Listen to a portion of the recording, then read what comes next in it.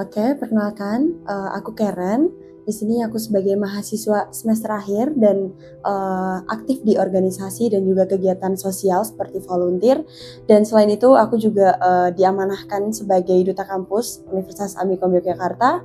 Halo, nama saya Rahajeng Astri Arawinda, biasa dipanggil Ajeng, seharian sebagai ibu rumah tangga, sekaligus sedang merintis dan menjalani bisnis entrepreneur UMKM, kecil-kecilan di rumah, sekalian mengurus anak juga. Oke, halo, perkenalkan nama saya Nadia Cipta Laksmita, biasa dipanggil Dia Bisa, Nadia Bisa, ya. Terus keseharian saya, yang mana nih ya, banyak ya. Oke, saya sebutkan satu-satu dulu. Kalau hobi, saya hobi musik dari kecil, jadinya mungkin mendalaminya dan senang musiknya itu hingga sekarang, sehingga mungkin bisa jadi hobi dan pekerjaan itu jadi satu gitu ya. Jadi saya juga merangkap sebagai musik produser, terus kebetulan juga dosen juga di salah satu universitas swasta di Jogja gitu. Menurut aku banyak sekali ya hal-hal yang aku coba di dalam hidup ini, terutama ketika aku menginjak usia dewasa. Ketika aku berkuliah, aku ingin hidupku itu lebih bermakna. Ketika aku masih muda, di usiaku yang aku masih sehat, aku masih bisa berjalan, aku masih bisa melakukan apapun yang aku inginkan, yang aku impikan. Aku ingin hidupku tuh bermakna melalui hal-hal yang lebih baik untuk diriku dan juga sekitarku. Saya ingin beribadah dan ingin mendidik generasi penerus bangsa, terutama karena saya banyak mengalami hal-hal dalam hidup saya, sehingga saya ingin meyakinkan diri saya juga bahwa mendidik anak itu adalah sesuatu hal yang sangat luar biasa maknanya untuk seorang wanita. Lalu untuk entrepreneur UMKM kecil-kecilan itu karena saya ingin memberikan wadah buat diri saya sendiri untuk mengaktualisasikan diri saya, sehingga apa yang bisa saya capai untuk memenuhi waktu luang saya, selain membantu suami saya, juga memberikan pelajaran yang banyak kepada anak saya. Jadi ya dari hobi saya senang musik dari kecil, kira-kira dari TK ke SD saya sudah senang musik, terus kemudian alhamdulillah diperhatikan oleh orang tua untuk hobinya, kemudian berlatih, terus belajar lebih mendalam lagi tentang musik. Nah, sehingga ya itu dari yang disenangi menjadi hobi, kemudian melihat peluang menjadi sebuah pekerjaan yang dicintai, yaitu ya membuat musik, rekaman audio dan lain sebagainya, ya tentang produksi audio dan musik.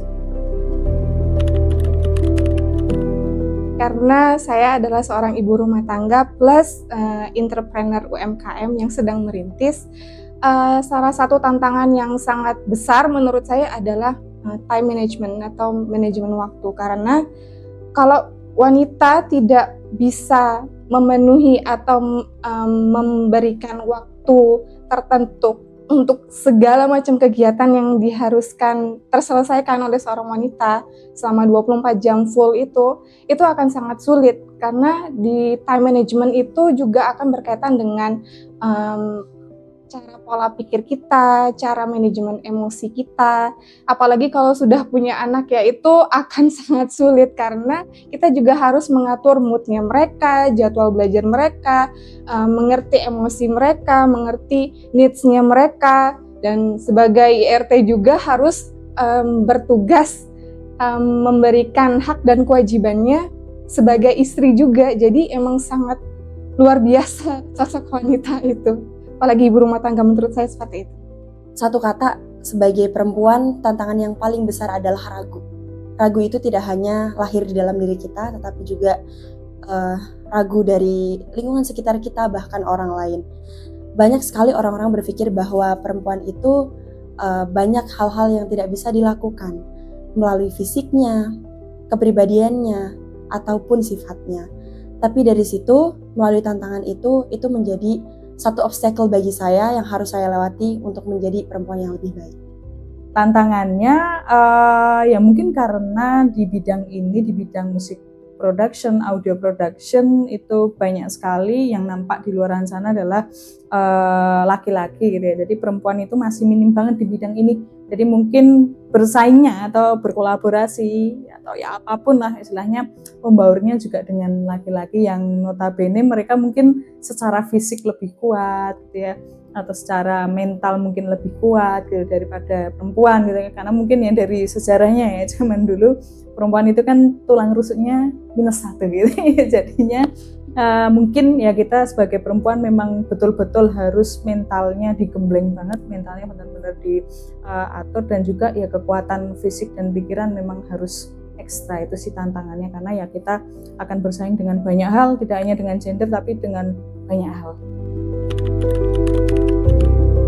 Terang itu ketika aku memiliki makna dalam diriku dan aku bisa berjalan sesuai dengan jalanku, meskipun jalannya terjal, meskipun jalannya gelap, tapi aku masih tetap bisa menerangi diriku sendiri dengan kemampuan-kemampuan yang aku bisa, dengan keinginan yang aku punya, tanpa melibatkan orang lain dan tanpa merendahkan orang lain.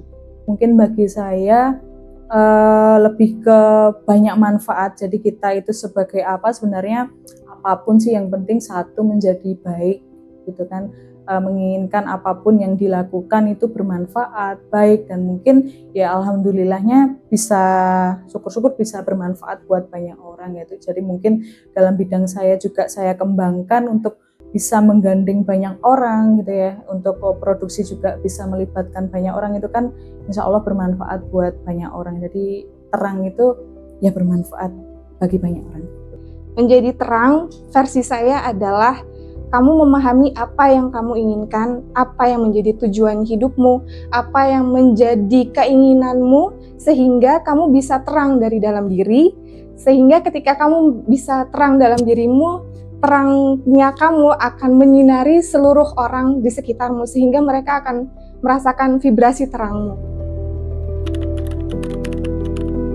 Perempuan tentu saja punya kesempatan yang sama untuk memilih, karena ya kita hidup gitu ya di dunia pastinya dengan kesempatan yang sama. Mungkin ada yang lebih dulu lahir, ada yang nanti lahirnya, tapi ketika kita ada di dunia ini, kita lahir, kita tuh memang sudah diciptakan untuk ya memilih jalan kita. Kesempatan yang sama akan kita manfaatkan dengan sebaik mungkin.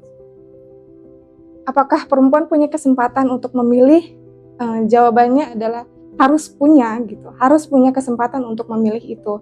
Karena tanpa punya kesempatan, perempuan sama sekali tidak bisa bergerak bebas dalam hal apapun ya, dalam hal pendidikan, aktualisasi diri, dan juga mencoba segala sesuatu yang sekiranya dia bisa gitu. Jadi ya wanita harus punya kesempatan.